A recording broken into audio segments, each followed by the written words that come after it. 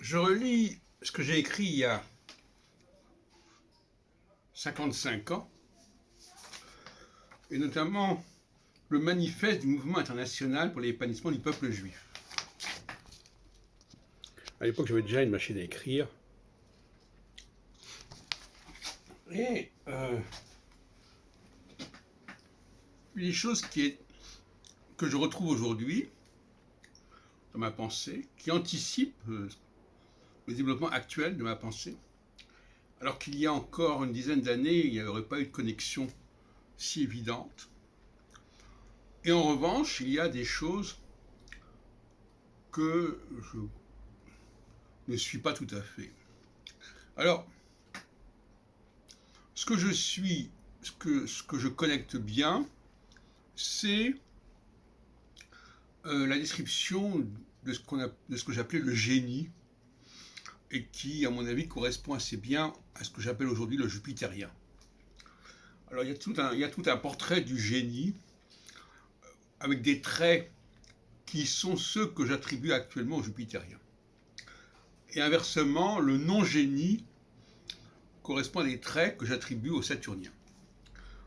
Voyez-vous, donc ça, c'est une démarche typiquement anthropo-cosmologique, c'est-à-dire où l'on part non pas de l'astrologie, mais d'une observation du monde.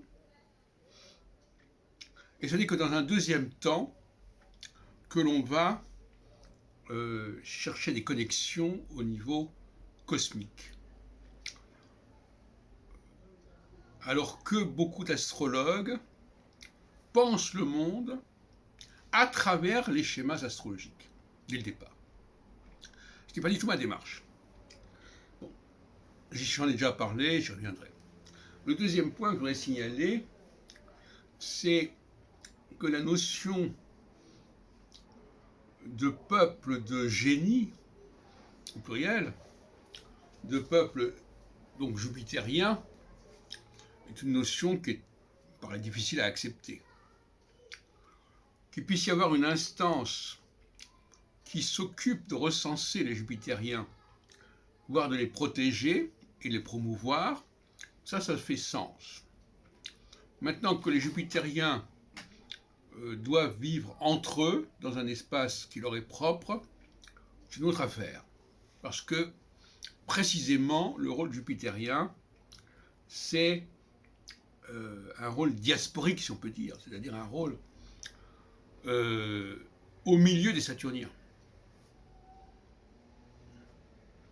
Comme un homme au milieu des femmes, si on peut dire. C'est-à-dire qu'il doit à la fois défaire un certain nombre de paradigmes et à la fois en proposer d'autres. Défaire des paradigmes qui ont été l'œuvre d'autres jupitériens, puisqu'il n'y a que les jupitériens qui peuvent générer des paradigmes. Et donc, quand un jupitérien s'oppose à des saturniens à propos d'un certain paradigme, il ne faut jamais oublier que le paradigme auquel il s'oppose est déjà l'œuvre d'un jupitérien. Même si les saturniens s'imaginent que c'est leur propre réalité, ce qui est une illusion. Alors, évidemment, le problème qui se pose, le titre même du manifeste est assez clair là-dessus, c'est la question du peuple juif.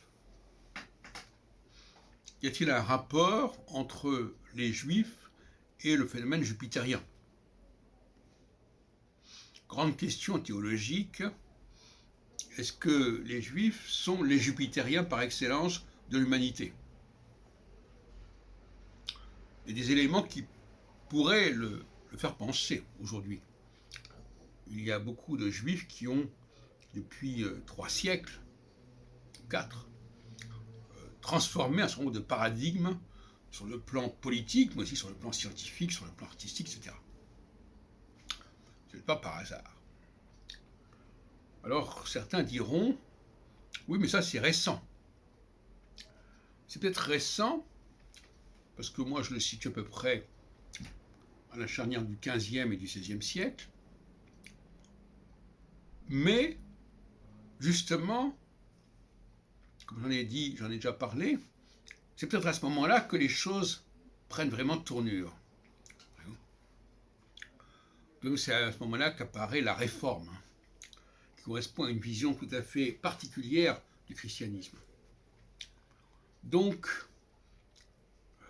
il y a, à ce moment-là,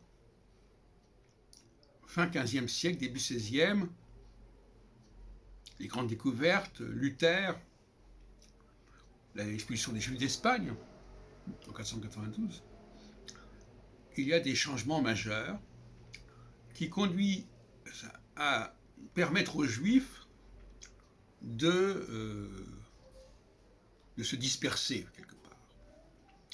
Parce que l'expulsion des Juifs d'Espagne, ça produit une forme de dispersion aussi. Ça met fin à une certaine routine, quelque part. Et donc nous vivons depuis à peu près 500 ans dans une autre conception des choses, dans une autre ère,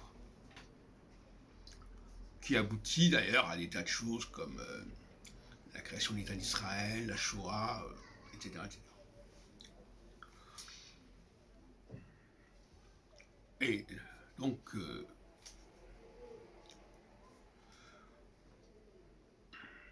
cette question-là a été déjà posée en 1966, il y a donc 55 ans. Et la question que je me pose, que je n'ai pas encore clarifiée, c'est que apparemment, il y a eu une sorte de coïncidence entre le moment où j'ai écrit mes textes sur ce sujet et la guerre des 6 jours.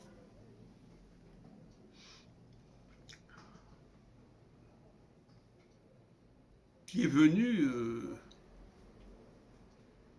à laquelle je m'étais préparé. Alors, il faut vérifier, peut-être que je me trompe, peut-être que la guerre des 6 jours a influencé ma pensée, mais il semble que ma pensée sur ce sujet ait précédé la guerre des 6 jours. Donc vous imaginez bien que quelqu'un d'aussi exalté, qui écrivait sur ces questions, et qui voit arriver la guerre des 6 jours, en juin 67, ça lui a fait un choc.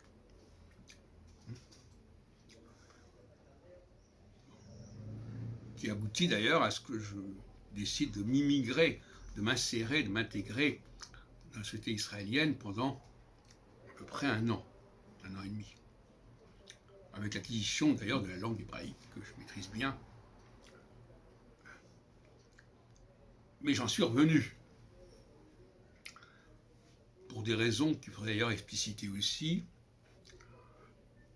Je me souviens d'avoir écrit à ce sujet d'ailleurs, en disant que le temps du nationalisme, le temps de l'enfermement dans un territoire, avec le développement des nouvelles technologies, qui déjà étaient à l'époque présentes, mais pas à la dimension qu'elles ont eu par la suite, tout ça faisait que la notion de géographie, de limitation géographique, me paraissait un petit peu inadéquate.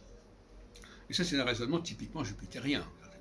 Se méfier de toute limitation concrète. Comme ça. Et donc, on voit bien qu'il y a une tension entre le juif jupitérien et le juif saturnien. Le juif saturnien veut vivre.